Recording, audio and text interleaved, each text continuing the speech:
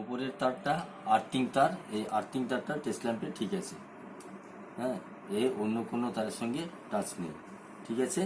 এবার আমি কয়েলটা দেখছি, কয়েলটার কন্টিনিউটি পাচ্ছি আমি,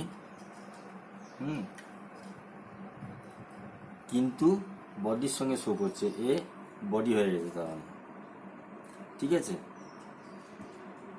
কয়েলটা বডি হয়ে গেছে। এই কয়েলটায় এর ভেতরে যে নাইক্রোম তারের কয়েলটা আছে, সেই কয়েলটা এই পাইপটার ভেতরে পুশ করা থাকে। কয়েলটার ভেতরে একটা পোর্শনের পুঁথি পরিয়ে দেওয়া হয়। পোর্শনের পুঁথি পরিয়ে এই পাইপটা তখন সোজা থাকে, সোজা অবস্থায় ওই কয়েলটাকে পুশ করে দেওয়া হয়। পুশ করে দিয়ে এর ভেতরে একটা কম্পাউন্ড পাউডার, মানে ইনসুলেটিং পাউডার একটা দেওয়া হয়, সেই পাউডার দিয়ে সিল করা থাকে।